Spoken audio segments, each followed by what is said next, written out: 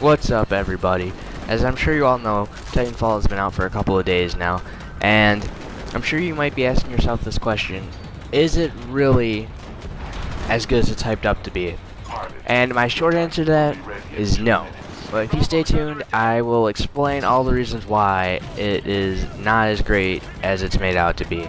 Now, Microsoft is advertising this to be a system seller, and personally, I do not think this is anywhere near a system seller, let alone being worth the $60 price tag.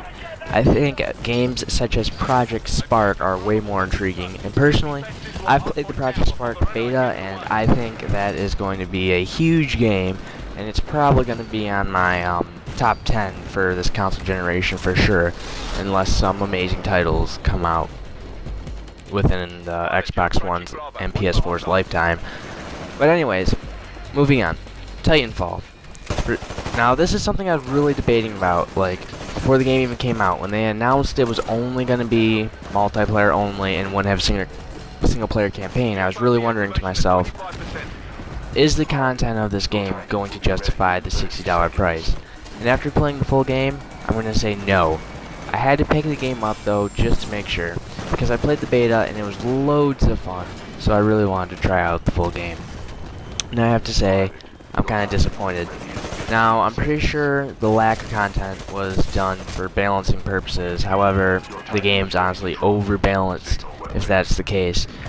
3 Titans, that's fine. The developer said that they don't plan on adding any more at this time because of balancing. But at the same time, I would be happier with 50 Titans that aren't perfectly balanced than 3 that are really well balanced. I do have to admit, this game is probably one of the best balanced games I've ever played. However, there's virtually no customization or personalization at all. There's only like 10 guns in this game with like 2 attachments each. There's very little to do in this game. I feel like this game will get boring within 3 months. Sure, it's a lot of fun at first, and if you played the beta, I'm sure you know it's fun.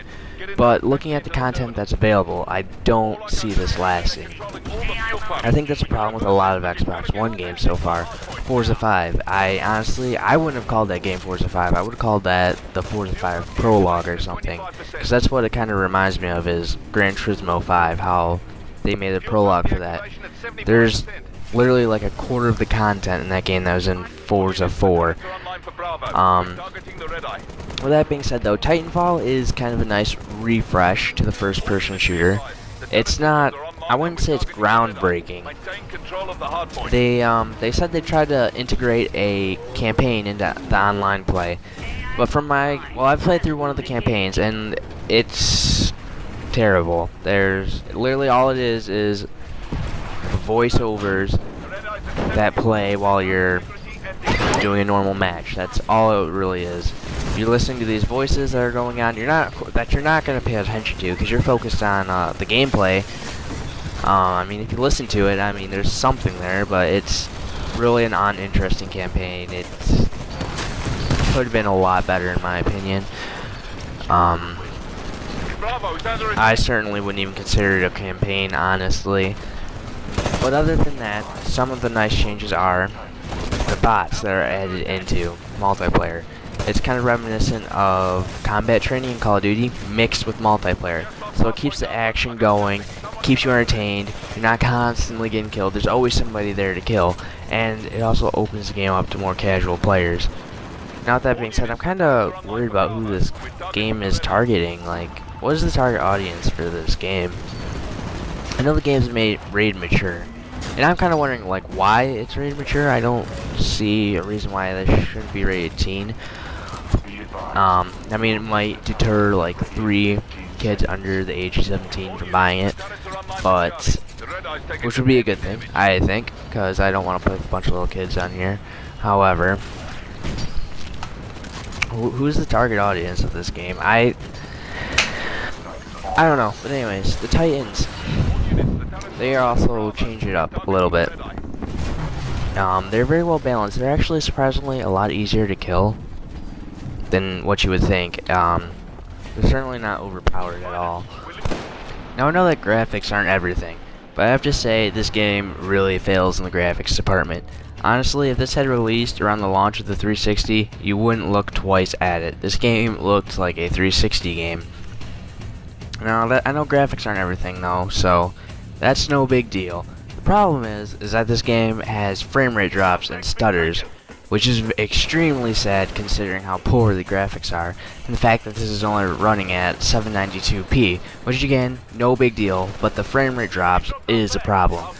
Now, I see absolutely no reason why anybody would choose this version over the 360 version unless you have a lot of friends who play on the Xbox One, because I could easily see this being a 360 game. There's nothing here that shouts next generation. I'm pretty sure all of this would be achievable on the 360.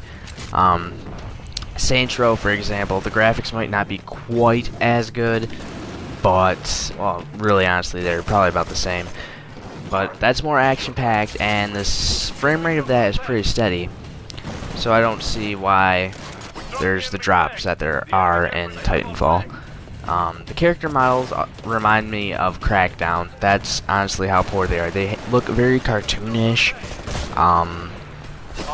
which I'm really not sure if that's what the game was going for, but regardless, I don't understand why. This is not a system seller. To me, there's no reason why you would buy an Xbox One to play this game. It'll be released on the 360, and even if you have a semi-decent PC, you should be able to play it on there. Now, I'm not a PC gamer, but I do like to occasionally play a PC game.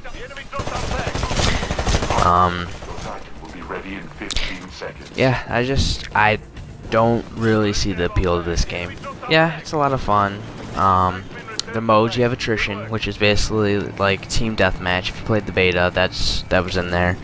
Team deathmatch, then at the end, if you lose, you want to flee to the evacuation ship. Would I recommend this game? I would recommend that you try it, because I'm sure people out there love it. Maybe it's just not for me. Maybe I'm tired of first-person shooters. But to me, this game just does not have the amount of content to justify a $60 price tag. Like I said, there's only 3 Titans, very limited amount of guns. I do not see this game being a long time player.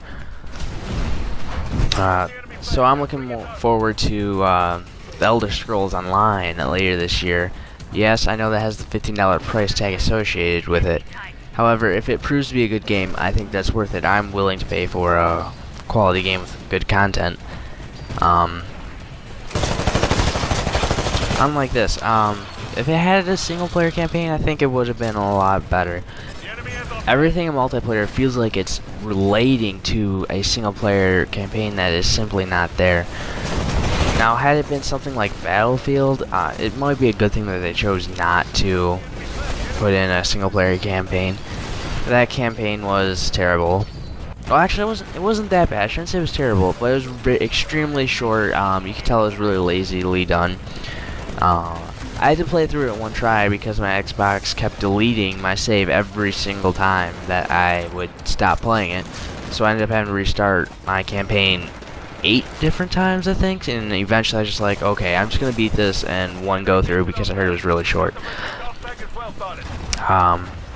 Burn cards, as you just seen there, I was using an amped gun, which basically is a more powerful version of the gun that you get. It comes with pre-selected attachments and all that.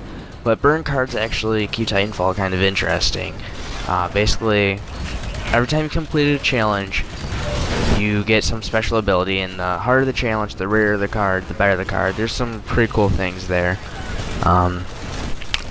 If you didn't know, this game is made by former Call of Duty developers who have left and started a new company, Respawn. And I would say it definitely shows. There's a lot of throwbacks to Call of Duty in this, like in terms of styling and that. It's a decent game. I would recommend that you try it before you buy it for sure. And I would wait for a price drop before you pick it up, although that might come in a while. I definitely disagree that this is a system seller. It's not a bad game, but it's certainly not a good game. If I was to rate it, I would probably give it a 6.5 to a 7. So I hope you enjoyed the video, and go ahead and give